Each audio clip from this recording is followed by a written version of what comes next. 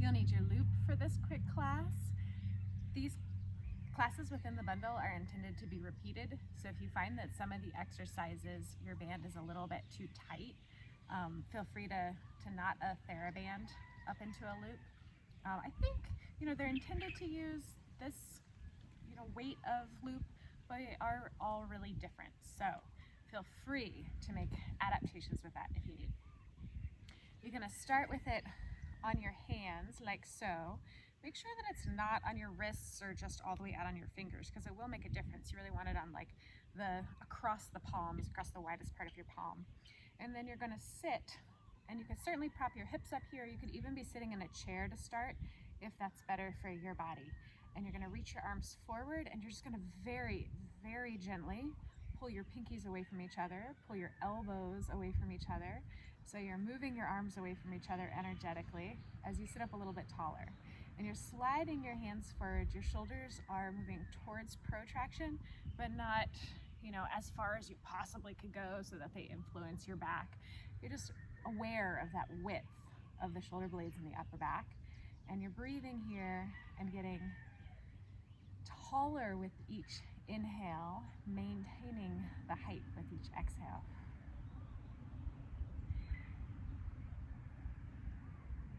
Add some movement with the arms. With the inhale, you're going to start to lift your arms up. And with the exhale, you're going to glide them right back down. Our hands are narrow. They're narrower than I would set them if we didn't have this loop on us. So particularly if you're broad in the shoulders, like John, if you're really broad in the shoulders and tight in the shoulders, your movement, your range of motion might not be very big here. It might be this. So you're just going for that range of motion where you can slide your arms up. Mine's about there, but you have really mobile shoulders, even though they're broad. You're looking for the range of motion where you can move your arms and your scapula a little bit without having a whole lot of influence on the rest of your spine. That was the last one like that. Now with your next exhale, twist, pulling both pinkies away from each other evenly still, and then back to the center with your inhale.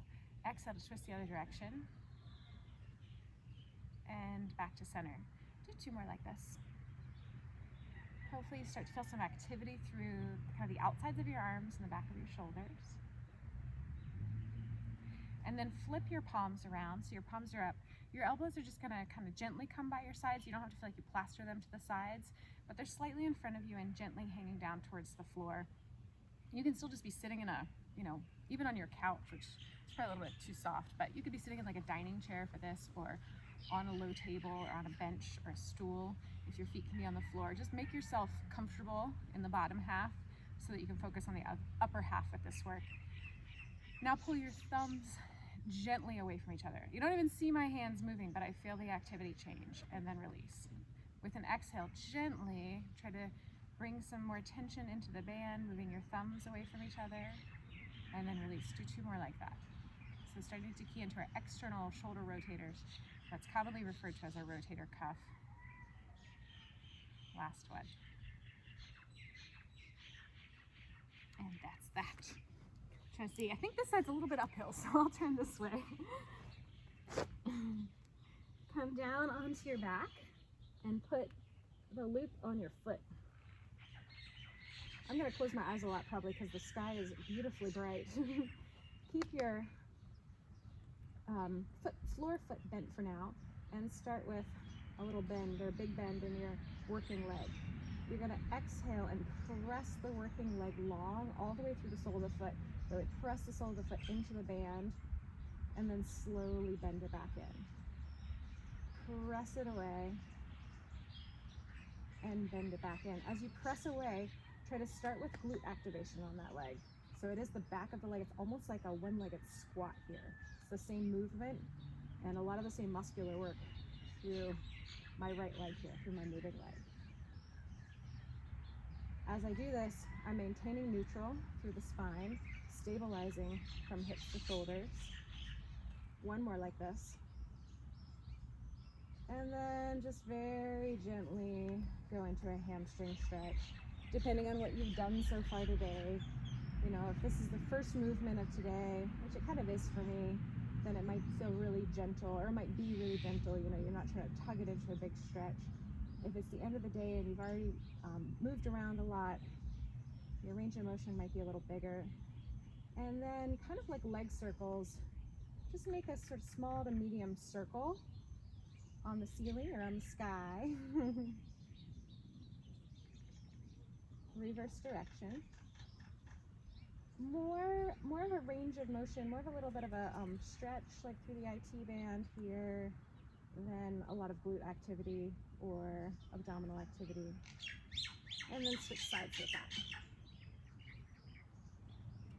So start with the air squats. You're squatting in the air rather than off the ground. Press long and away. Notice I'm not going into my hamstring stretch here. I am intentionally pressing away on a diagonal to help activate the back of my leg more than go into that lengthened stretch state. Staying parallel. One more. The leg stays long, both legs lengthen up towards the sky. Try to maintain a little space under your back here. And then small to medium circles. Just starting to activate different parts of the hip. Reverse.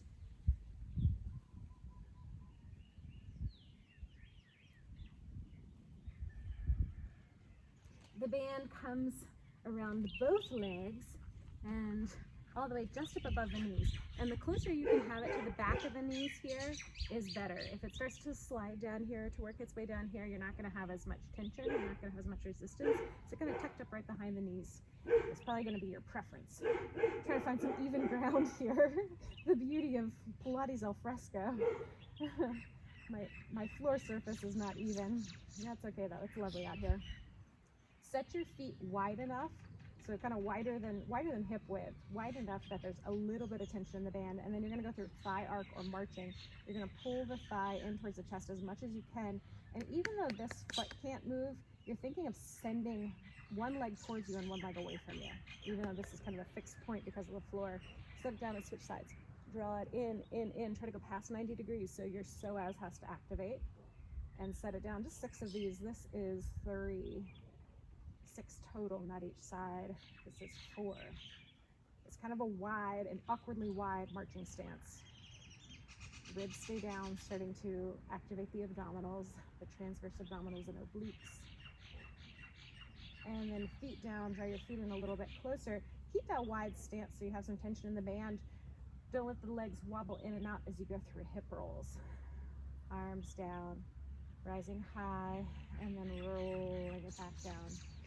4 of these. Exhale, sink your abdominals down, tuck your hips under, find that abdominal scoop, and roll it up nice and long, and roll it back down.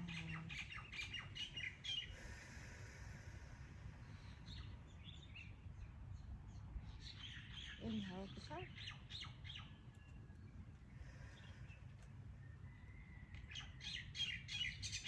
One more. Stay at the top on this one. Keep your hips high and level, and let one knee open and bring it back to center, and the other knee, or back to the starting position. Center isn't really quite true.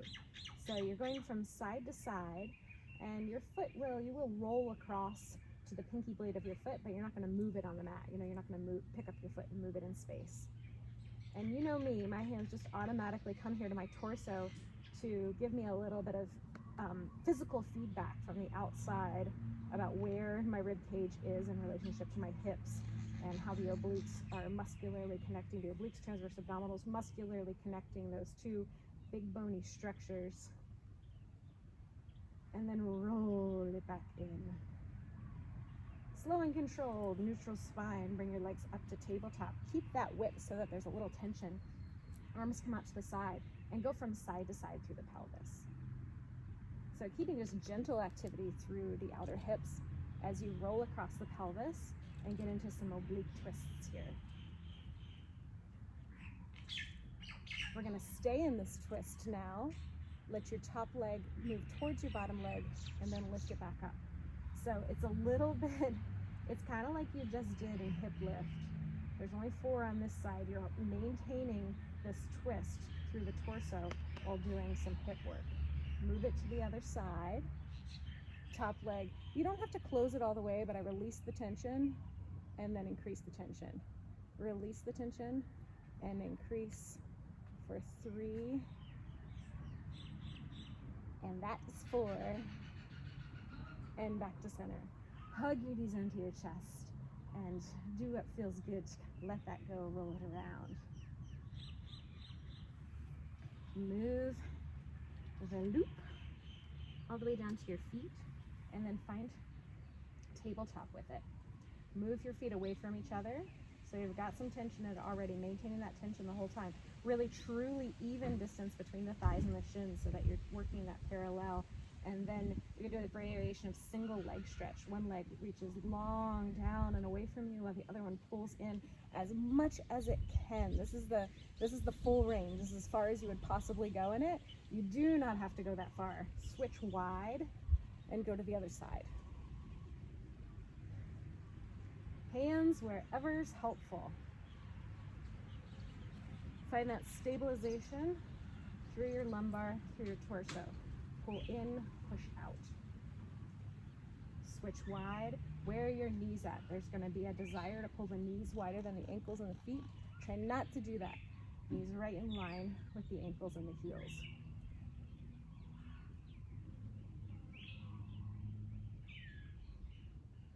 You have one more. Hug the knees into the chest. Let that go. We're going to do the same thing in plank. So come on up. Flip it around. First, just stay on hands and knees and untuck the toes. Keep a little bit of tension since the band is there. Just keep a little bit of tension through the outer legs, maybe a little bit wider than you would normally do with the feet. And as you exhale, lift your abdominals up, scoop them up, and find flexion. Round your back, kill a mosquito.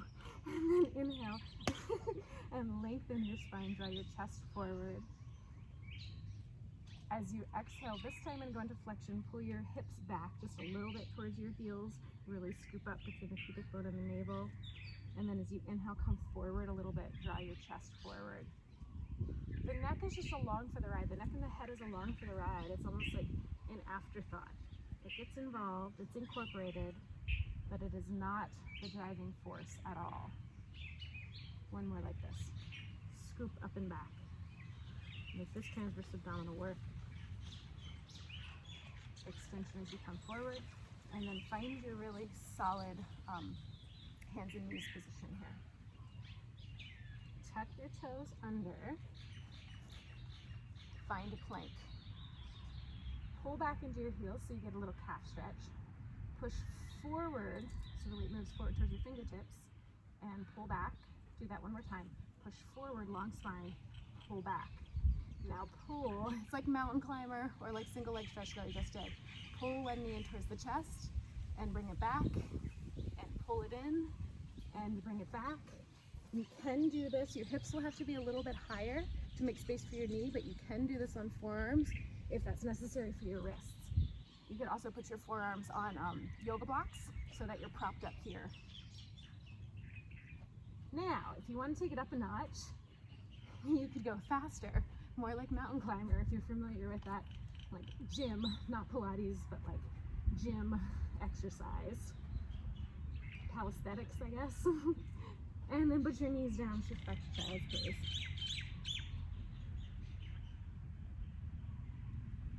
Keep the loop where it's at, come down onto your stomach. You're going to ever so gently pull your feet away from each other. You're in parallel here. So usually we do this exercise externally rotated. Parallel, feet just gently pulling away from each other, hands underneath the forehead stacked. Lift your abdominals, lift your abdominals, squeeze your butt. That's where I was trying to go with that. And as you inhale, lift your head, neck, shoulders, chest, arms away from the ground, and lower back down. Do that again. Lift. This time as you lift, you're also going to lift one leg. Keep it parallel, keep it long. lower it back down. Do the other side. So the upper body is symmetrical, the lower body is asymmetrical. One leg lifts at a time. 2 more. Lift your abdominals. Lift your leg. And down. Last one. And down. Turn your cheek to one side. You're going to bring your feet even narrower. Excuse me. You're going to bring your feet even narrower and bend. It's almost like your feet are stacked here. And bend one knee. Lift your abs so that you're not pushing down and using them as leverage. And then just find engagement through the hamstring. It doesn't take much. I don't even have to really lift the leg, but find engagement through the hamstring and then try to lift. So my right knee is bent. I'm trying to lift my right knee and thigh away from the floor and holding. Can I lift my right knee and thigh lighter off of the floor without pushing down in my belly, without pushing down in my hips? So I'm truly using my hamstrings and not compensating through other parts. Bring it down and switch sides. I'm kind of going to wiggle to midline. My left knee is bent, my abs are lifted, and after I get that tension in the hamstring, pressing the sole of the foot up, I'm going to see if I can get lighter through the left thigh. And breathe and hold that.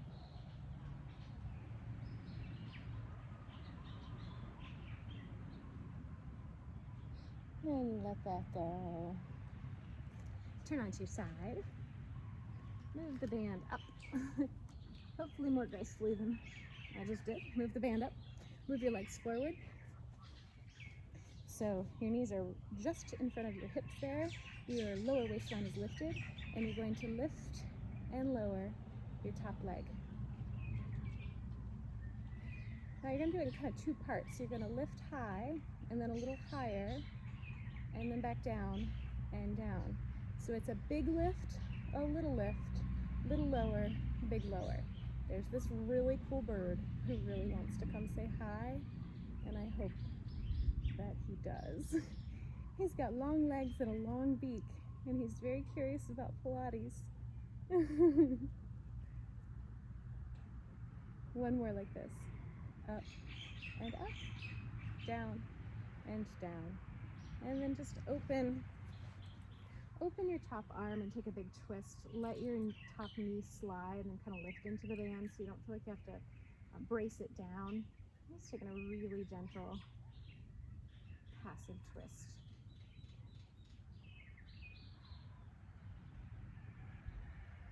And then grab onto your foot, pull your foot into your butt, and move that thigh back. So if the band is a nuisance, just take it off or slide it down. I like the feedback of the back of my hamstring there, right on my hamstring, above my knee, of pulling into the band in order to get the stretch to the quad, which is the opposing muscle group. So stretching the front of the thigh and having that band feedback on the back of the thigh at the same time. And switch sides.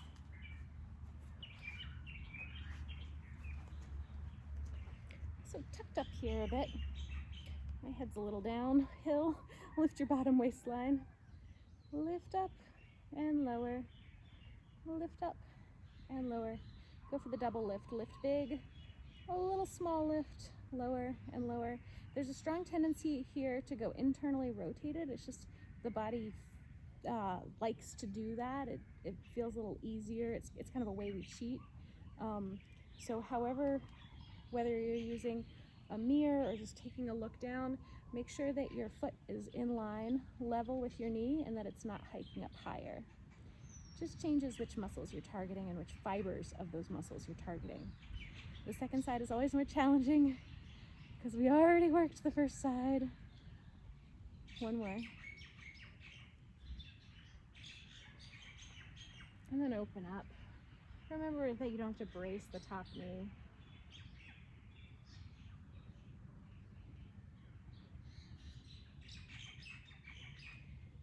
Grab your foot, remove the band if it's a nuisance. Otherwise, pull your foot towards your seat. It might not touch, but towards your seat.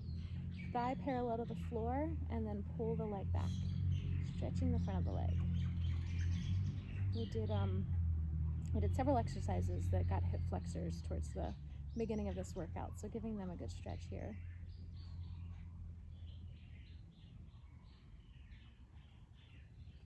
and then let that go. And switch back. So my head's uphill. We're gonna do just a few roll downs and finish it up. This workout's pretty quick.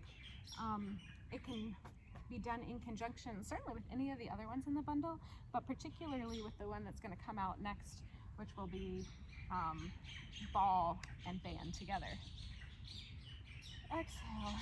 So your feet are set up wider than your hips, a little tension in the band. Keep pulling your knees away from each other as you roll down through your spine. Head can come down and arms come all the way overhead.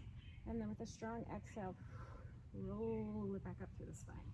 So doing roll-ups, bent knees, feet wide, and using that band to help the outer hips engage and maybe get out of the hip flexion a little bit. Stay braced through the lower body, as in stable. Scoop, scoop, scoop. Do 2 more. Exhale.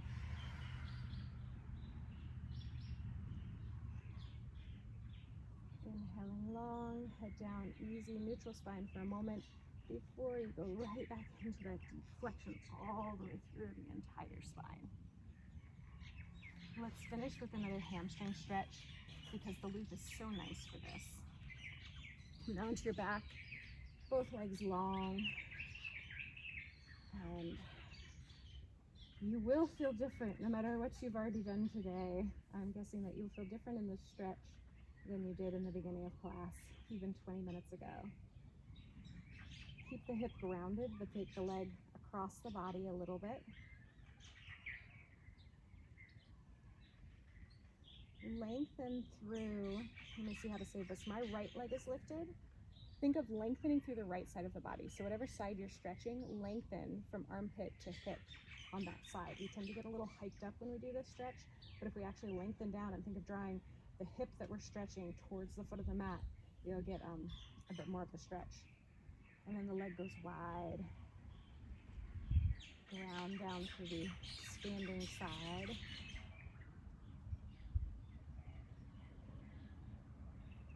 Switch.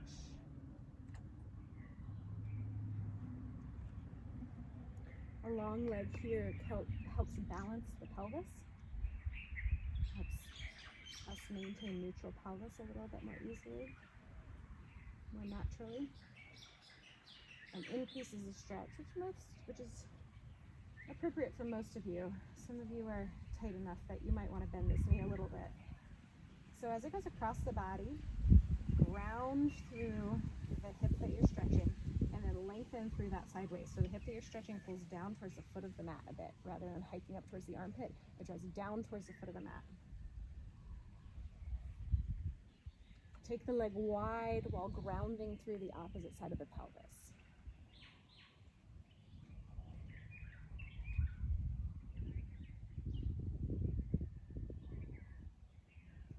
Bring it back to center. Sit up, and we're gonna finish with one funky little thing. Put the band around the back of your head. You can either hook your thumbs or all the way put your hands in it. I just like the thumbs. So the band is at the back. This is anti-tech neck, so anti-computer. The band is at the widest, furthest back part of your skull. So not the base of the neck here, or the base of the skull, the top of the neck, but really that widest part of your head. And you're gonna pull the band forward, but you're gonna pull your head back. Shoulders are easy, gentle tension, maybe in just little wiggles, little nods. Tiny little wiggles just to make sure that you're not tensing your jaw or doing anything funny as you pull your head back into the band the whole time. Eyes are straight on the horizon. If we look up or we look down here, we're gonna change the angle of our head most likely. So just eyes straight forward and then let that go. When our head's heavy, we all have these tendencies, most of us have these tendencies to let the head come forward, and the back of the neck muscles get weak and constantly lengthened there. So what we were doing there is giving them a chance to regain neutral and regain strength in neutral. So that's when you could keep your band at your computer screen and take little breaks with that neck exercise there. All right, that's it.